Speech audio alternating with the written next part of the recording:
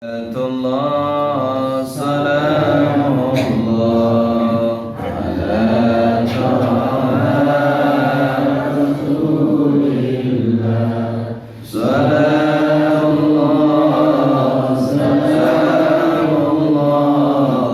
ala yasin aminillah tawassala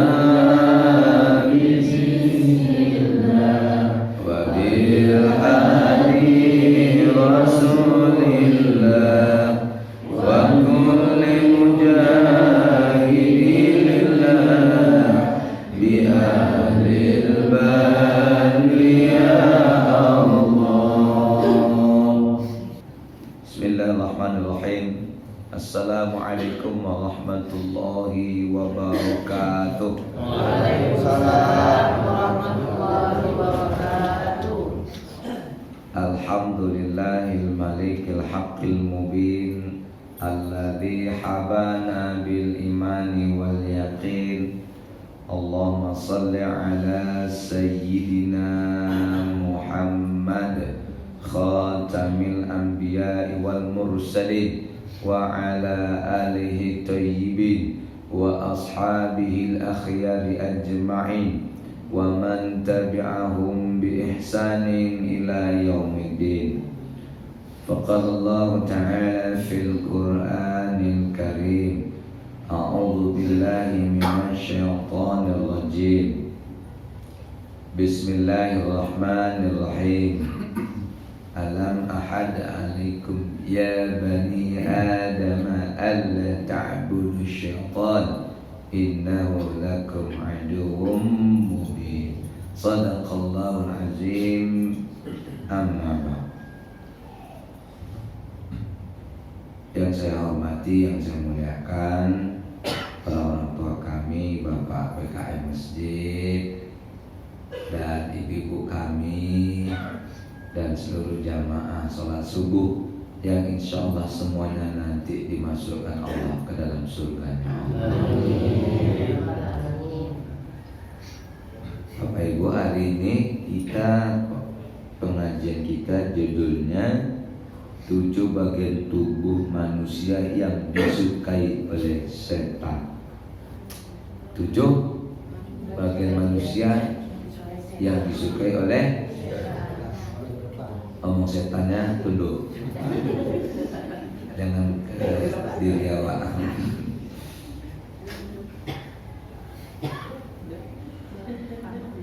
Rupanya tubuh kita ini ada juga yang disukai oleh setan. Kita juga harus menjauhi apa yang disukai oleh setan di tubuh kita ini. Apa itu yang pertama? Yang pertama adalah lubang mulut manusia. Ada apa dengan lubang mulut manusia? Kok manusia lubang mulutnya disukai setan? Kenapa, Bu? Mulutnya kenapa? Nyomong. Terus sampai lagi bacrit, apa lagi? Nyomong, bacrit, apa lagi? Hah?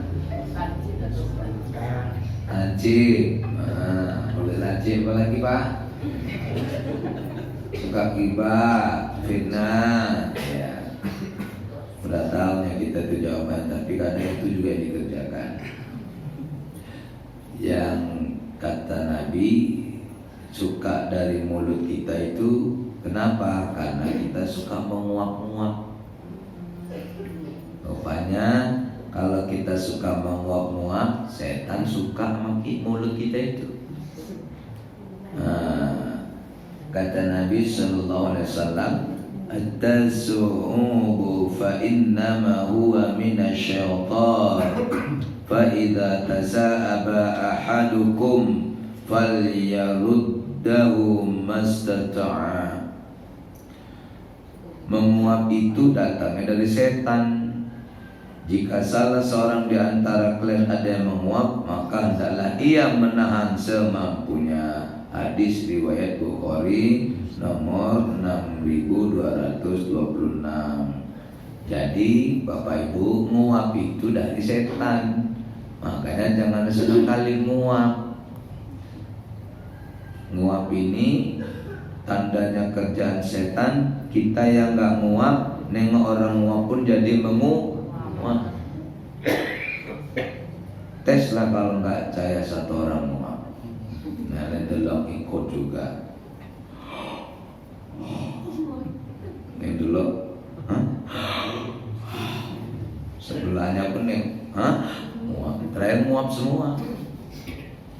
Nah, makanya kalau kita menguap, tutup mulutnya, jangan dilepas, apalagi sampai bersuara. Kadang ada orang nguap sampai bersuara lagi. Rupanya setan masuk ke mulut dan setan menertawakannya. Makanya Bapak Ibu, kapan sering nguap-nguap? Waktu sholat. Sering kali nguapin. Situ setan gak suka. Makanya kalau nguap, membacanya berhenti dulu. Kalau baca terus nanti makhrijul hurufnya nggak tepat. Orang nggak nguap aja nggak tepat, apalagi nguap. Kadang badan nguap-nguap pun baca. Bismillahirrahmanirrahim. Alhamdulillahirrahmanirrahim. Ya kan alhamdulillah. Ini nasrul mustaqim. Subhanallah. Hadzal ladzina ta'lamu al-maghdubi alaihim Allah. Malaikat lewat bau kali mulut kau namanya. Jadi kalau pas nguap jangan baca, itulah kerjaan setan. Kita aja kalau lagi marhaban nguap. Sallallahu ala Muhammad. Yang punya rumah pun gila apa marhaban gitu. Nah, jadi waktu kita menguap, bapak-bapak jangan senang kali waktu nguap. Kenapa? Itu disukai oleh setan mulut kita. Maka kalau kita sedang sholat menguap tahan, sedang ngaji menguap tahan. Pokoknya kalau kita sedang ibadah nguap aja itu kerjaannya. Yang gak pernah nguap nyeritain orang, gak pernah nguap. Si Pola katanya gini ya, kayak sampai sore, nyeritainnya pagi, sore nggak ada muak. Tapi kalau ngaji masih auzubillah udah berayam matanya. Nah, itu yang pertama. Yang kedua, makanya sebelum yang kedua, makanya kalau kita berwudu itu pun kumur-kumur digosok-gosok kanan kiri, dibuang ke sebelah kiri. Kenapa? Membuang setan-setan yang sudah masuk dalam mulutnya. Pas kumur-kumur, buangnya di sebelah kiri, karena setannya di sebelah kiri. Tapi bukan kiri saya, di sini, bukan sebelah saya, sini. Makanya kalau buang wudhu jangan jauh-jauh kali, nanti kena kaki orang, tidak setannya. Gitu, lah kiri. Baik. Ibu, bapak, jamaah yang dimuliakan Allah Subhanahu wa taala. Yang kedua, yang disukai oleh setan adalah kuku manusia.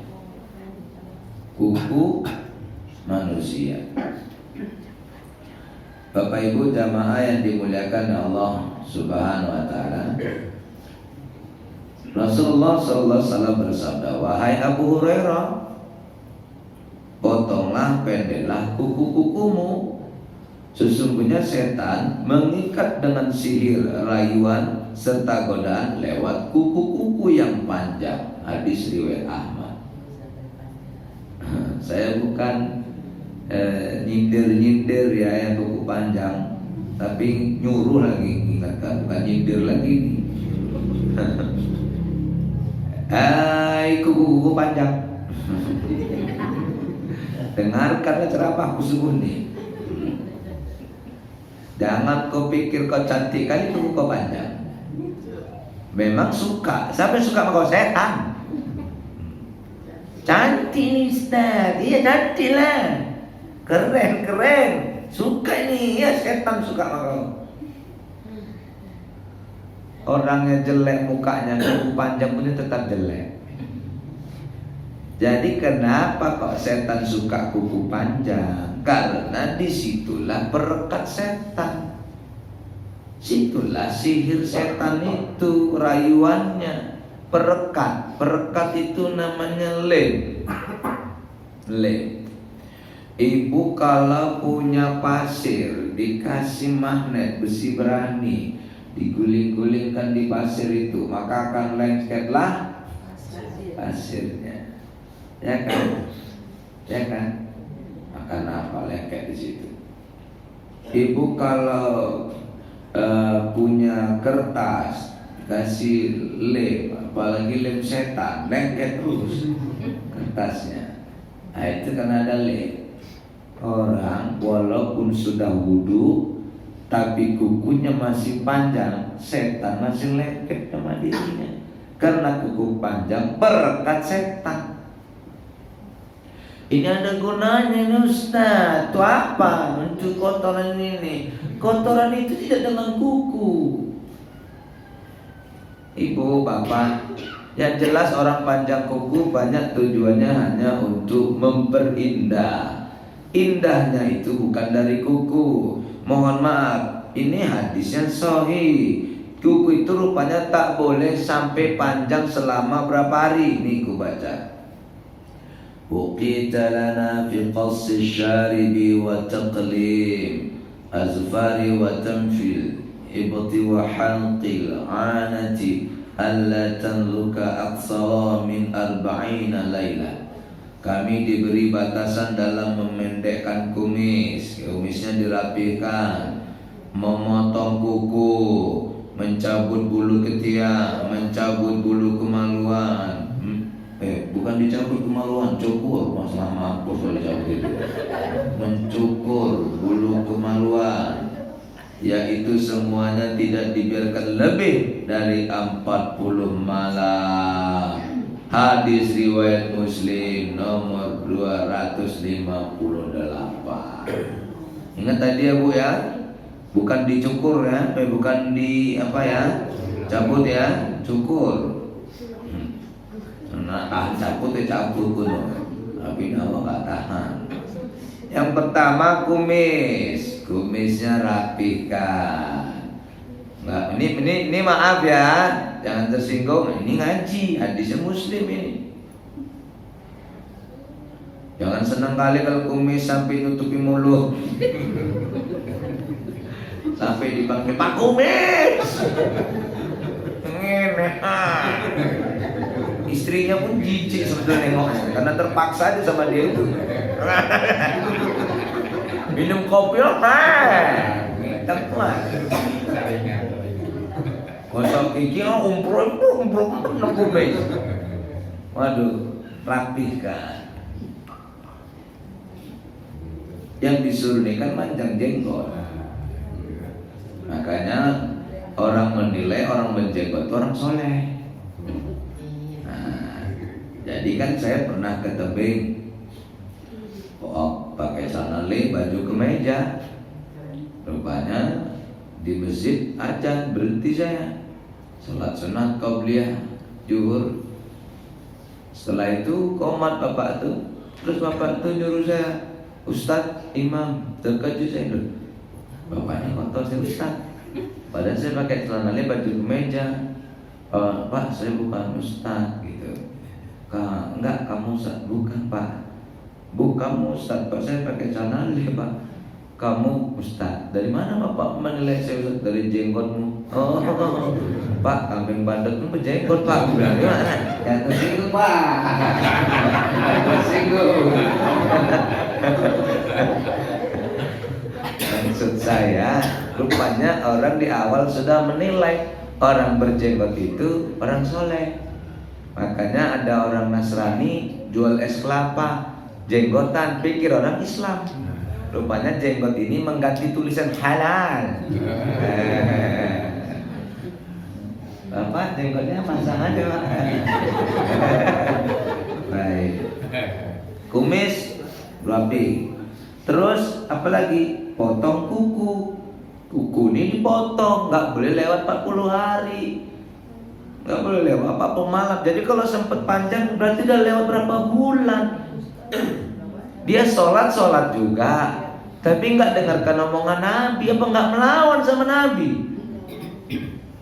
Kita punya mamanya membesarkan kita, mama kita ngomong, nggak kita dengarkan. Apa nggak melawan sama mama? Kita ngakunya umat Nabi, tapi buktinya dia ngaji pula itu, pegang mic, kukunya panjang. Orang yang menilai, ya Allah, kau ngaji setannya berondok di kukumu. Malu sebenarnya orang-orang yang panjang kuku. Tapi kadang mohon maaf, ada pula yang rajin sholat panjang kuku. Makanya ngaji itu bukan didengarkan saja, tapi diamalkan. Banyak orang ngaji cuman dengar saja, tapi nggak mau ngamalkan. Apalagi orang panggil guru sekarang bukan niat mau ngamalkan, niatnya cuman melengkapi suatu acara. Harusnya pakai ustadznya. Udah ada ustadznya, di rumah pun orang cakap-cakap dulu. Disinilah hebat subuh tambah rame. Mama-mamanya berapa sab tadi? 8 sab. Banyak bapak-bapaknya banyak. Alhamdulillah sarapan cukup nih Pak. Sedap kita. Bu, saya udah 2 kali nggak masuk ya, dimaklumi aja. Kalau untuk Bu Zen ya, kalau untuk saya ya dimaklumi aja lah. Karena kan saya ini ya maklum aja, udah paham lah itu ya. Yang penting penggantinya saya kasihkan yang bagus juga ya. Semakin banyak ustadz masuk sini, semakin banyak nanti kenalan ustadz. Tambah banyak kan tambah nggak dipakai lagi. Apalagi Pak Ustadz habis cabut kuku, habis kuku, potong kuku, terus mencukur bulu mencabut bulu ketiak. Ketiaknya itu dicabut, cabut ketiak, pakai ada bedak. Dia ketiak disuruh cabut Pak, bukan dicabut, cabut. Tapi herannya kok kita tambah tua kok bulu ketiak kok rontok sendiri ya Pak. Berarti dia udah gak tahan tengiknya ketiak itu. Ampun, lepas bulu ketiak. Heran ya, makin tua kok makin hilang bulu ketiak. Tengik kali kurasa kalau udah tua itu ya Pak ya, kurasa ya Pak. Makanya kita yang muda-muda ya dipotong, dicabut. Kalau bulu kemaluan baru dicukur. Kenapa harus dicukur? Menghindarkan penyakit. Jadi jangan ada yang dikerimbat. Salon. Dan tidak dibiarkan selama 40 malam. Jangan sampai 40 malam. Ayo periksa kukunya. Kapan bagusnya motong kuku? Di hari Jumat bersih-bersih. Pak, kapan bagusnya memotongkan kumis? Hari Jumat bersih-bersih. Ada nggak ya tata cara potong kuku? Kalau dalam hadis saya baca-baca belum pernah ada. Tapi ulama-ulama kita mengajarkan cara motong kuku. Cara motong kuku urutan-urutan. Ustadz, betulnya orang haid nggak boleh motong kuku. Nah ini aku karena sering gabung mama kata orang tuh gitu. Kalau aku gabung bapak-bapak nggak ada peduli. Dan saya lihat hadisnya yang nggak boleh motong kuku rupanya bukan waktu haid. Yang nggak boleh motong kuku waktu mau kurban. Itu pun apabila kalian telah melihat hilal Zulhijjah, jangan lagi potong kukumu. Jangan lagi potong rambutmu. Kalau posisi kurban, kalau menerima daging kurban, kau bantir semua kuku kau apa? Ini yang kurban. Kenapa nggak boleh motong kuku? Begitulah pula hadis Nabi SAW tuh. Terus apalagi bagi orang yang sudah pakai kain ihram, tidak boleh yang namanya memotong kuku. Makanya kalau kita ke tanah suci yang suka latah, kadang kan suka digigitin, tergigit kena dam, potong 1 ekor kambing 2 juta harganya. Makanya kalau ke tanah suci hati-hatilah. Ini doakan saya Bapak Ibu, tanggal 3 bulan 2 insya Allah saya mau berangkat berjamaah. Dari sini alhamdulillah banyak ya yang gak ikut ya.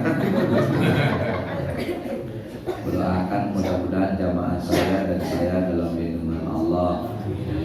Jadi tanah suci umroh maupun haji, waktu kita ibadah, hukum-hukumnya, rukun-rukunnya juga tetap harus diperhatikan.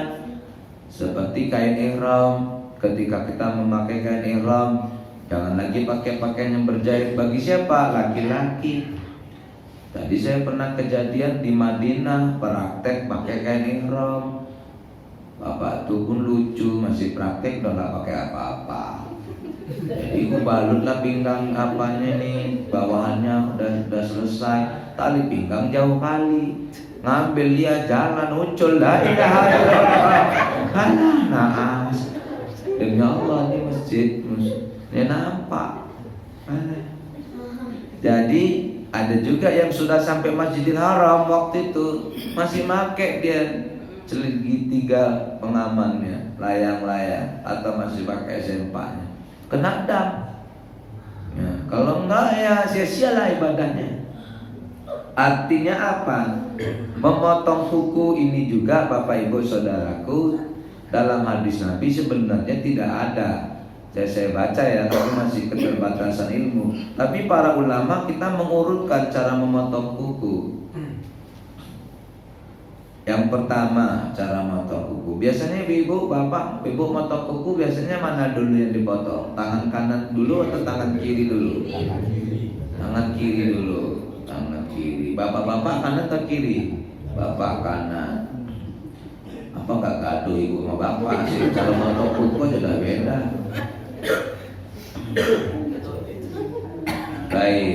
Mulai dari jari mana dulu biasanya? Bapak telunjuk, ibu jentik, nenek jempol. Aduh, jentik jempol, nenek aku tengah di setan. Baik, ini ulama kita. Mulai dari jari telunjuk tangan kanan,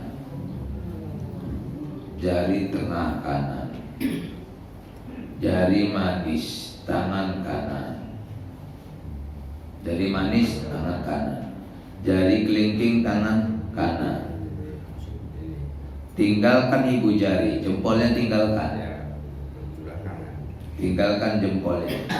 Terus jari kelingking tangan kiri, kelingking itu jentik kan, jentik. Terus jari manis tangan kiri, jari tengah tangan kiri, jari telunjuk tangan kiri, ibu jari tangan kiri, ibu jari tangan kanan. Coba ulang, lali. Gara-gara iki apa? Kalau motornya syukur kayak gitu dia. Coba ulangi dulu. Yang bisa sarapan 2 bungkus. Ibu, samping papa ipa. Ya, pertama tunjuk kanan terus. Nah, nih, kiri, kiri, nih, ya, iya, pinter 2 bungkus pak. Modal tipis. Pandai bu, nyimak ibunya, alhamdulillah. Terus kalau kaki dari mana? Kalau kaki mulai dari kanan sebelah, lanjut sebelah kiri, yaitu kelingking kiri. Kelingking kiri mulai dari kelingking kanan dan bergerak ke jari-jari lain, dan sebelah kiri jari kelingking kanan.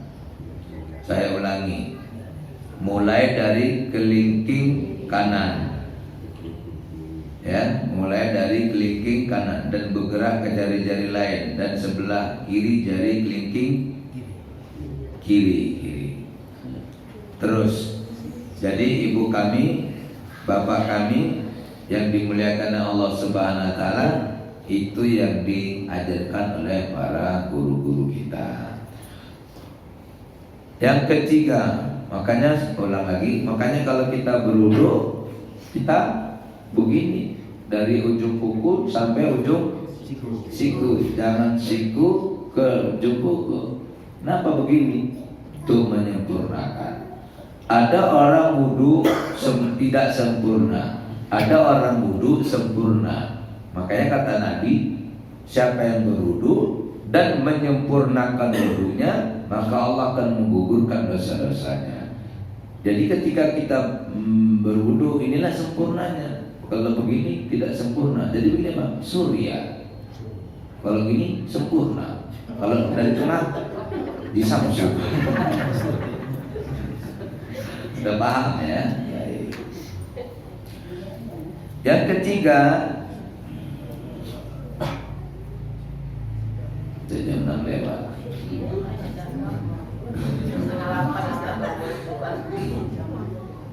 Lubang hidung manusia.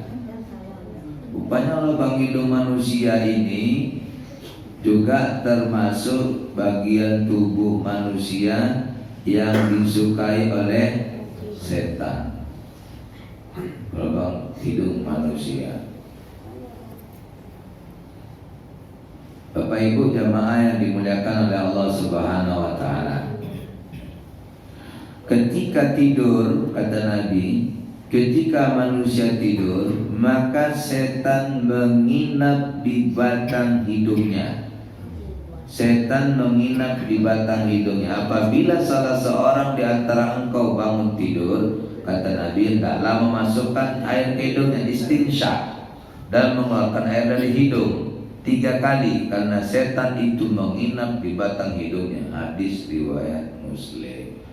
Makanya kalau tidur, ya setan di situ tidur nginepnya. Makanya kalau pun jumpa hidung besar, setan senang, karena ini hotel bintang 5. Wow. Kalau saya ini hotel bintang berapa saya? Bintang 3 pula saya. Bukan bintang 5.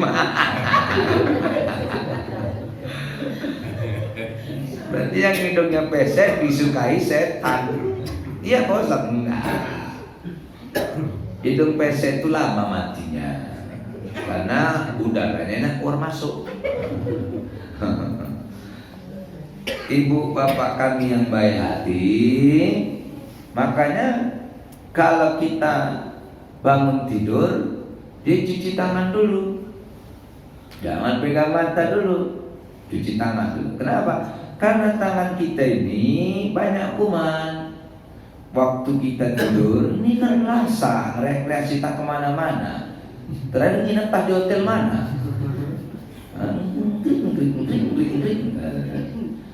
Belakang, terakhir depan terdiam di situ, nginep di situ. Bangun pagi, megang mata, kuman lah ini. Cuci dulu. Sudah cuci, ketika kita tidak berwudu, maka air itu dihirup. Istilah istinsya itu. Tapi banyak orang berwudu cuci hidung. Yang disuruh kan istinsya, ambil air, tarik. Jangan kuat kali keluar. Keluar. Pandai-pandai lah ngaturnya. Pedih Pak. Tapi itu rupanya menggurah pun seperti itu. Tarik. Buang lagi 3 kali.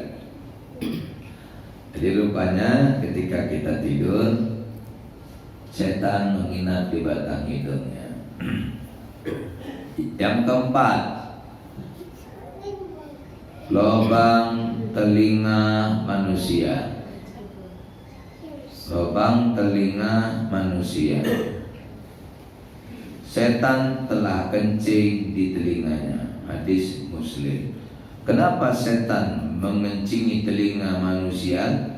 Karena dengar azan tak segera lakukan sholat, berarti azan itu diabaikan. Makanya subuh-subuh begini yang sudah dengar azan masih tertidur, berarti telinganya penuh kencing setan. Makanya kita hari ini kupingnya nggak ada yang bau setan. Coba pulang yang nggak sholat cium lah.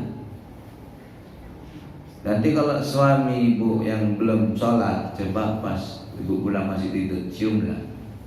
Pasti bau setan. Tes coba.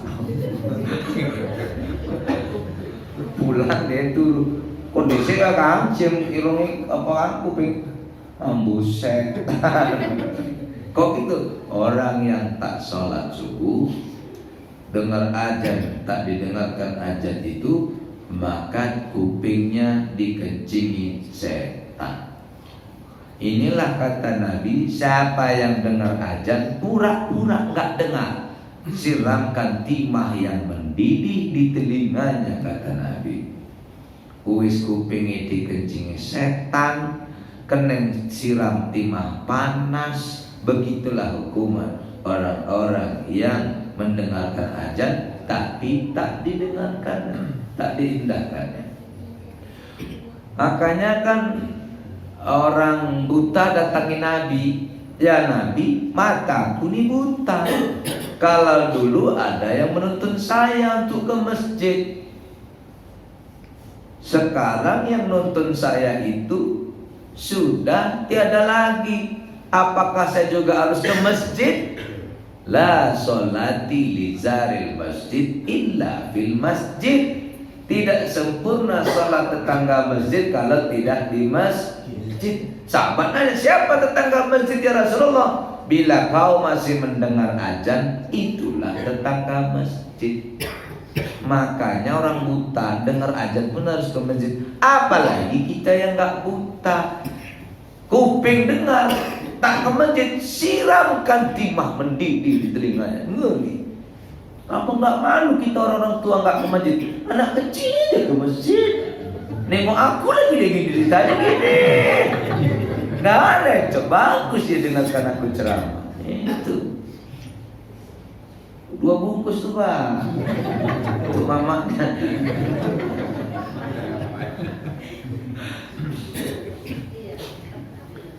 Ini orang-orang bagus. Kami juga Pak Ustadz, apakah disiram kuping kami dengan timah yang panas? Ibu-ibu ini Pak Ustadz, ibu-ibu ini sholat di rumah boleh, tapi bagi ayah-ayah anjurannya harus ke masjid.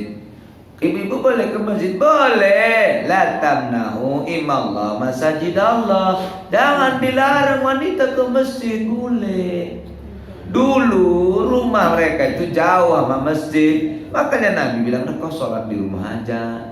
Dulu wanita-wanita keluar dari rumah menuju ke masjid itu, orang-orang kafir itu mau memperkosanya, mau memperkosa orang-orang yang keluar dari rumahnya menuju masjid. Ibulah yang disudut. Berapa umur ibu? 62. Ibu keluar dari rumah kemari, ada orang memperkosa ibu tadi. Mana orang? Mana ada? Kita udah aman. Ayo ke masjid rame-rame, alhamdulillah. Jadi rupanya orang-orang yang tak mau mendatangi masjid, kupingnya dengar, itulah masuk kencing setan ini. Yang kelima, urat darah manusia. Urat darah. Sesungguhnya setan itu berjalan dalam tubuh anak Adam melalui peredaran darah dalam tubuhnya. Hadis riwayat Muslim. Banyak-banyak berzikirlah. Banyak berzikir. Yang keenam, lubang pusar manusia. Aneh-aneh ada setan nih, yang sensitif-sensitif ya jarinya. Lubang pusar. Kenapa setan suka dengan pusar, dengan udel? Cuman setan ini paling takut sama udel bodong. Hantu yang paling kejam sondel bolong. Udel paling kejam udel bodong.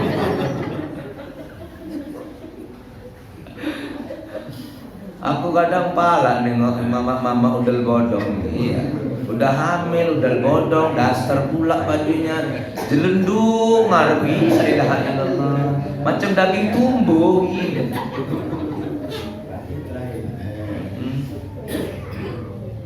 Tapi udel bodong ini kebersihannya selamat.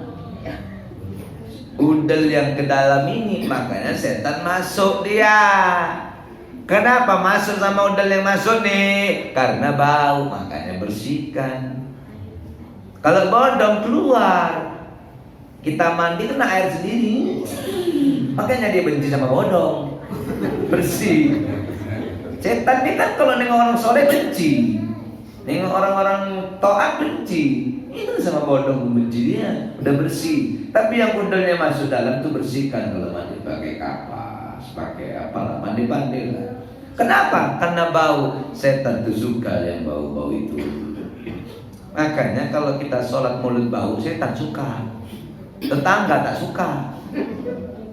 Bismillahirrahmanirrahim. Sebelah, baunya mulut kau. Alhamdulillah.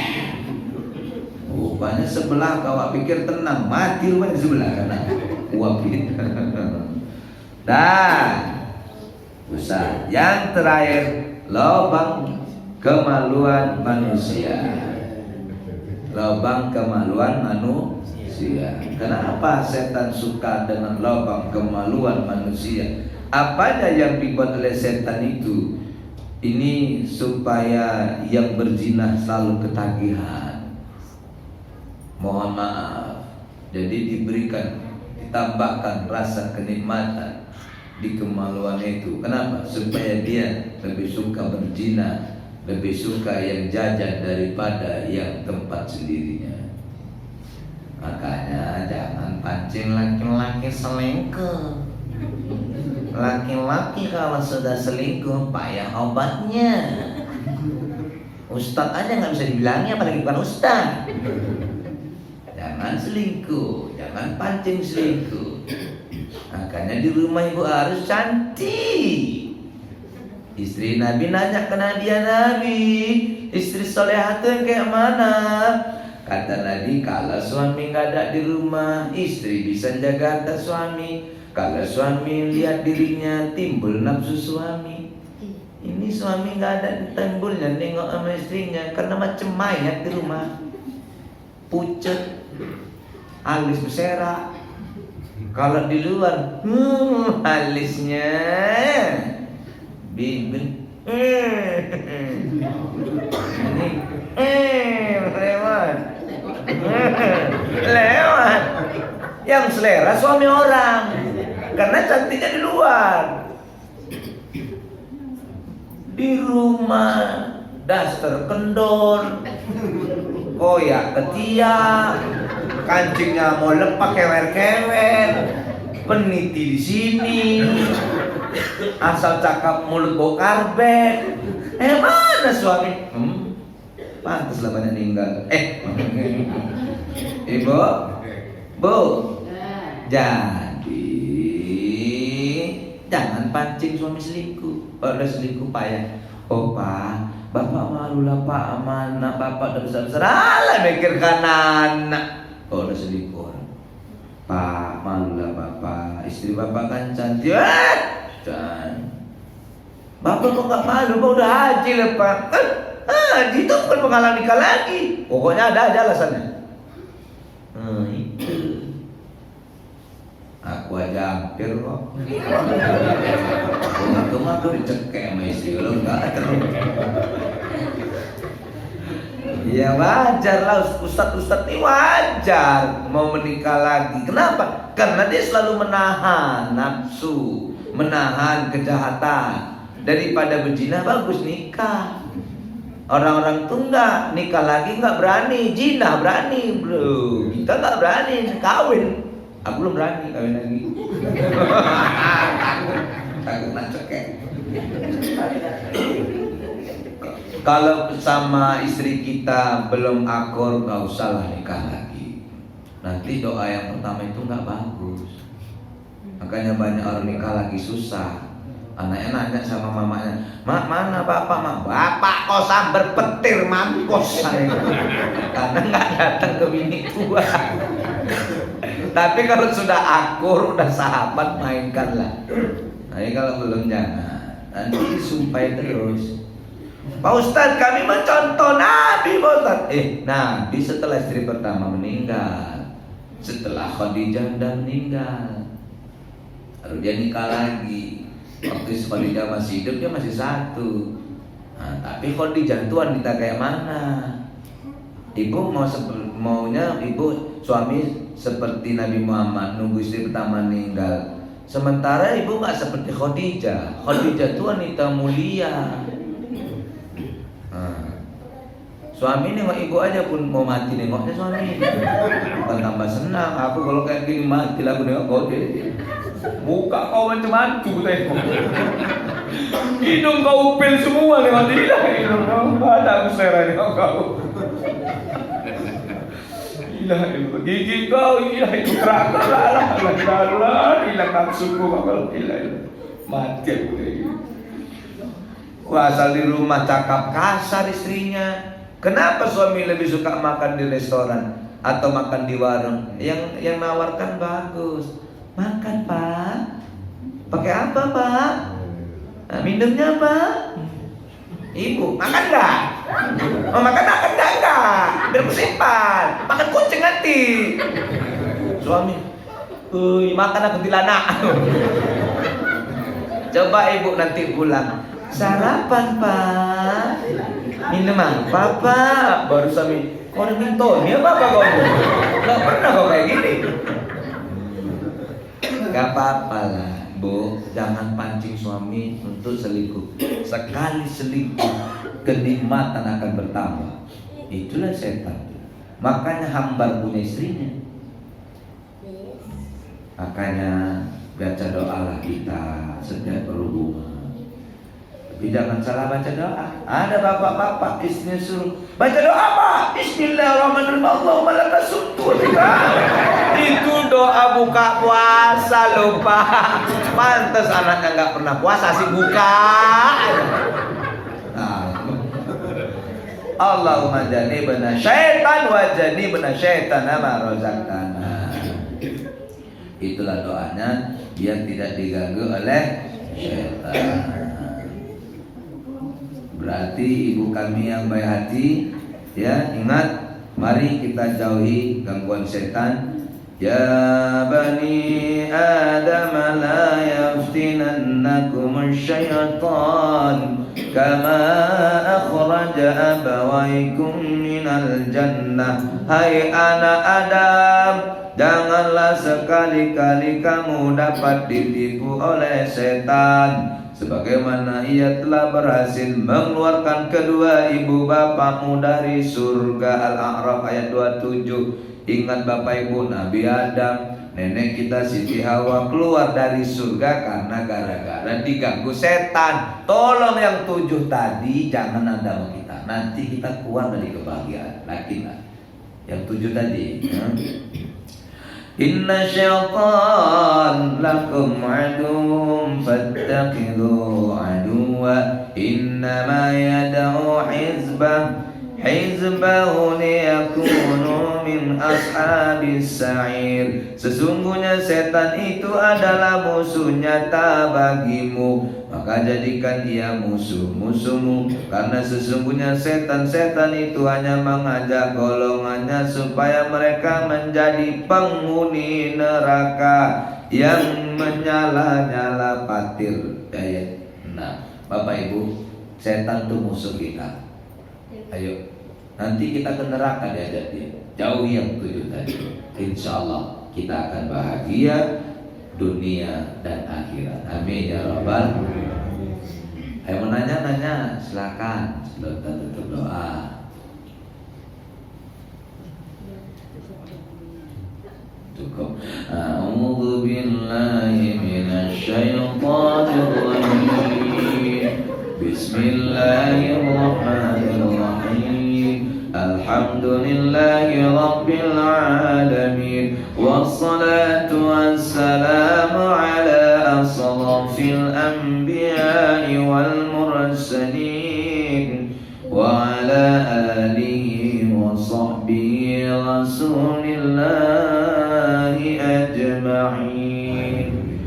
اللهم اغفر لنا ذنوبنا